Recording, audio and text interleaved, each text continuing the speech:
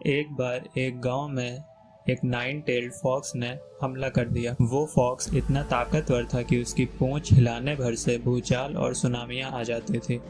उससे परेशान होकर महान शिनोबी लोगों ने उसे हराने का फैसला किया और उसमें से एक महान निंजा ने उसे हरा दिया और उसकी आत्मा को एक बच्चे के अंदर सील कर दिया।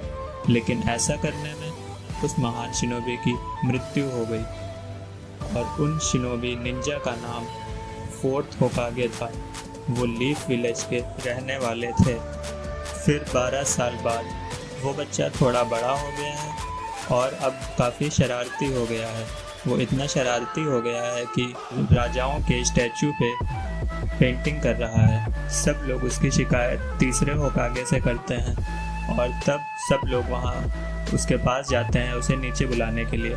वहीं पे उसके टीचर भी होते हैं इरुका, जो कि उससे कहते हैं कि नारुतो तुम नीचे आ जाओ वरना तुम बहुत हड़काए जाओगे, और उसे हड़का के उसे इसके स्कूल लिए जाते हैं। वहाँ पे एक टेस्ट हो रहा होता है और सभी बच्चों को ट्रांसफॉर्म होके दिखाना होता है अपने टीचर के रूप में।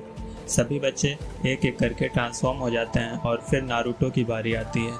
नारुतो कोशिश करता है, अपना चाक्रा चार्ज करता है और उसके बाद एक लड़की में ट्रांसफॉर्म हो जाता है, जिससे कि उसके टीचर शॉक हो जाते हैं और फिर उसे काफ़ी हड़काते हैं और स्टैचू साफ करने के लिए ले जाते हैं। वहाँ वो उससे कहते हैं कि जब तक तुम स्टैचू का हर एक बूंद पेंट हटा नहीं दोगे तब तक तुम्हें घर नहीं जाने दूंगा।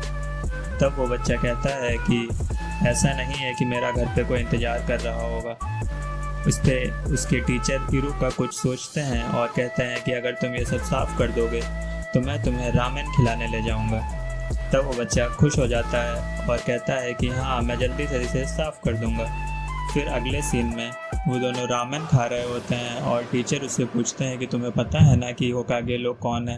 तो वो नारुतो कहता है कि हाँ, होकागे बहुत ताकतवर हैं और महान हैं, और सबसे महान है चौथे होकागे जिन्होंने अपनी जान देके इस विलेज की रक्षा की है। तो इरुका पूछते हैं कि तो फिर तुमने उनके चेहरे पे पेंट से गोदाबादी क्यों की। तो नारुतो कहता है कि एक दिन मैं इन सबसे ज़्यादा महान और ताकतवर बनूंगा और ऐसा होकागे बनूंगा जो इस गाँव ने कभी नहीं देखा होगा। तब नारुतो कहता है कि इरुका, क्या आप मुझे अपना हेडबैंड पहनने के लिए देंगे एक बार। तो इरुका कहते हैं कि नहीं, ये हेडबैंड दिखाता है कि तुम इस लीफ विलेज के एक निंजा हो, फुल फ्लेज्ड निंजा। जब तक तुम ग्रेजुएट नहीं हो जाते तब तक ये हेडबैंड पहनने के लायक नहीं हो। कल तुम्हारा फाइनल एग्जाम है, अगर तुम पास हो जाओगे तो तुम्हें भी ऐसा हेडबैंड मिलेगा। नारुतो बार बार कहता है कि मुझे पहनने दीजिए ना प्लीज़, लेकिन उसके मास्टर मना कर देते हैं। अब फाइनल एग्ज़ाम आता है और सभी बच्चों को अपना एक क्लोन बनाना होता है जो कि दिखने में बिल्कुल उस बच्चे जैसा होना चाहिए। बाकी सभी बच्चे बना लेते हैं और फिर नारुतो की बारी आती है। नारुतो अपना चाक्रा चार्ज करता है और फिर क्लोन जुत्सु बोलता है, लेकिन उसका क्लोन उसके जैसा दिखता तो है लेकिन नीचे गिरा हुआ होता है और बिल्कुल भी बेजान होता है। इस वजह से इरुका बोलते हैं कि तुम फेल हो गए हो। इस पे इरुका के बगल में बैठे हुए एक दूसरे टीचर होते हैं मिजुकी, जो कहते हैं कि बच्चा है अभी, इस पे इतना ज़्यादा हार्श मत हो और इसे एक बार पास हो जाने दो। तो इरुका बोलते हैं कि नहीं, सभी को 3 कॉपी बनाने थे और नारुतो का एक ही बना, वो भी बेजान सा, तो ये पास नहीं हो सकता। फिर हमें सीन दिखाया जाता है जहाँ पे नारुतो अकेला स्कूल के बाहर झूले पर बैठा होता है और स्कूल के सामने सभी बच्चे अपने माँ बाप के साथ खुश होते हैं क्योंकि वो पास हो गए होते हैं। नारुतो सीन में पहली बार काफ़ी उदास दिखाया जाता है और सभी पेरेंट्स बात कर रहे होते हैं कि कहीं ये बच्चा शायद वही है ना। हाँ, ये वही है। सब सारे पेरेंट्स उसकी तरफ बुरी नज़रों से देखते हैं। फिर वो स्कूल से थोड़ा दूर जा रहा होता है और तब रास्ते में उसे मिजुकी मिलते हैं। मिजुकी वही है जो इरुका के साथ एग्ज़ाम के टाइम में साथ में बैठे हुए थे। वो इससे कहते हैं कि इरुका की बात पे इतना ज़्यादा ध्यान मत दो, वो तुम्हें स्ट्रॉन्ग बनने में मदद कर रहे हैं। और फिर नारुतो कहता है कि मैं जल्दी से ग्रेजुएट होना चाहता हूँ। तो मिजुकी उसे बताते हैं कि अच्छा, फिर मैं तुम्हें एक सीक्रेट बताता हूँ। और उसके बाद हम देखते हैं कि नारुतो चुपके से होकागे के महल में जाता है और एक बड़ा सा स्क्रोल चुरा लाता है और तब हम देखते हैं कि इरुका अपने बेड पर लेटे हुए होते हैं और 12 साल पहले के बारे में सोच रहे होते हैं जब वो छोटे से होते हैं और पूरा गांव हलचल में पड़ा हुआ होता है। नाइन टेल्ड फॉक्स का हमला हुआ होता है और उस दिन के बारे में सोच रहे होते हैं।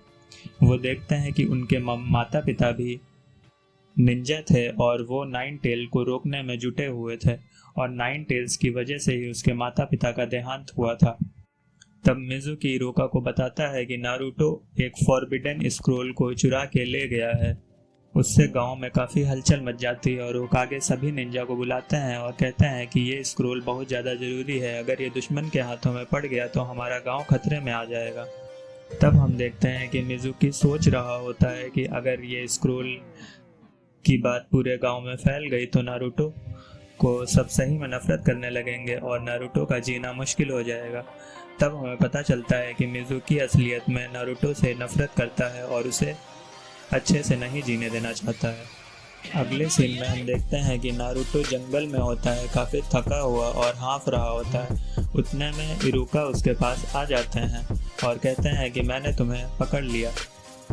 तब नारुतो इरुका को बताता है कि मिज़ुकी ने मुझे बताया था कि अगर मैं इस स्क्रोल में से एक जुत्सु परफेक्ट कर लूं और आपको दिखा दूं तो आप मुझे ग्रेजुएट कर दोगे। इतने में इरुका देखते हैं कि बहुत सारी कुनाई जो कि निंजाओं की चाकू होती हैं वो दोनों की तरफ बहुत तेज़ी से आ रही होती हैं। तो इरुका नारुतो को ढकेल देते हैं ताकि नारुतो कुनाई से बच जाए और वो सारी की सारी कुनाई इरुका के ऊपर लग जाती हैं, जिससे इरुका काफ़ी जख्मी हो जाते हैं और उनका खून बहने लगता है। तब हमें पता चलता है कि मिज़ुकी असल में गद्दार है और वो स्क्रोल चुरा कर दुश्मन को देना चाहता था और इसीलिए उसने इरुका पे हमला किया था और अब नारुतो से वो स्क्रोल मांगता है। इरुका नारुतो को बोलते हैं कि मिज़ुकी को स्क्रोल मत देना, वो ये स्क्रोल अपने लिए चाहता है जो कि गांव के लिए काफ़ी बेकार हो सकता है।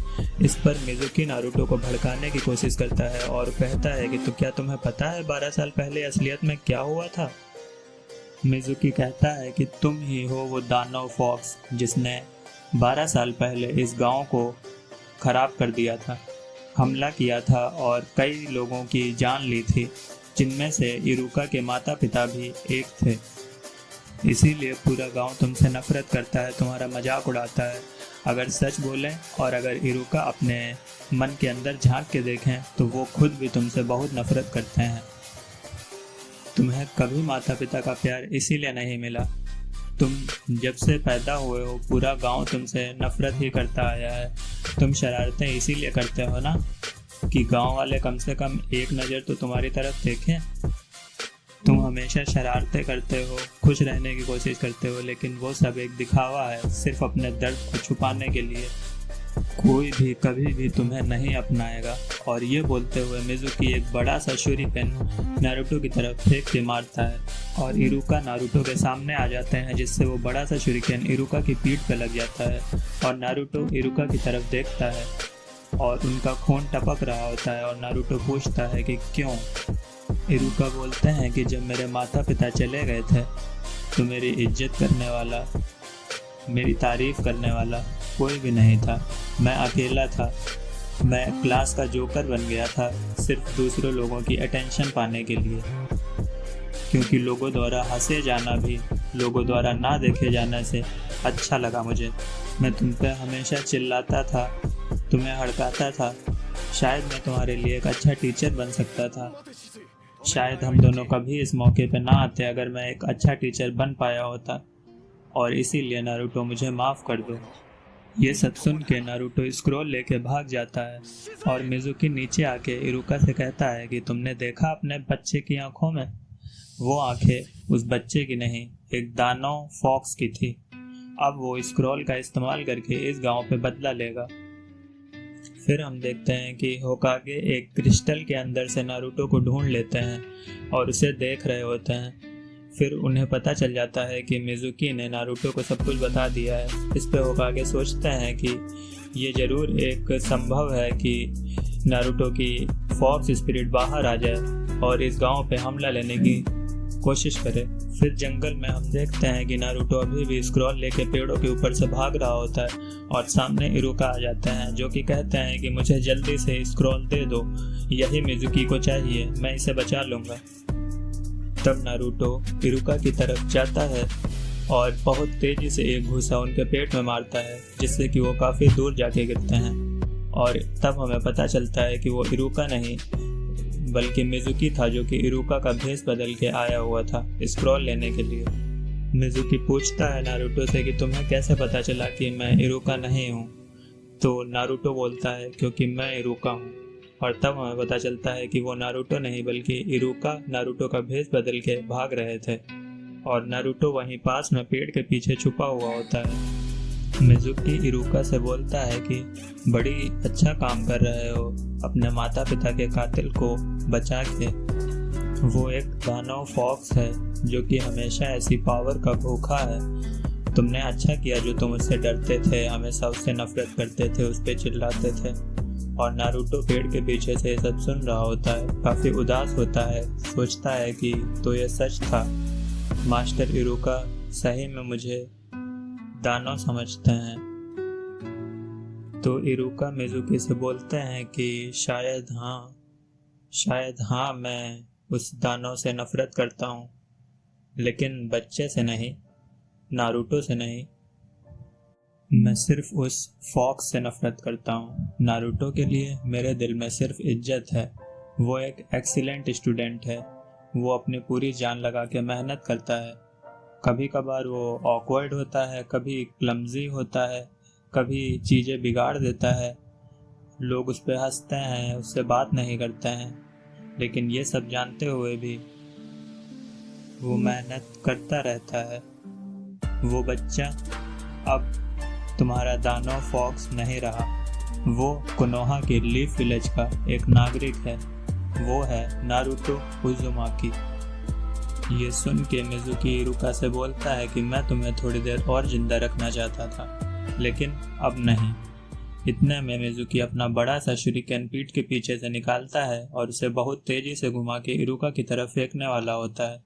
इरुका, जो कि काफ़ी घायल होते हैं पहले से ही और चलने फिरने के लायक नहीं बचे होते हैं, वो अपनी मौत को अपने सामने देखते हैं और कहते हैं कि तो आखिरकार समय आ गया। इतने में नारुतो पेड़ के पीछे से बहुत तेजी से आता है और मिजुकी को लात मारता है, जिससे कि मिजुकी के मुंह से खून निकल आता है और वो बहुत दूर जाके गिरता है।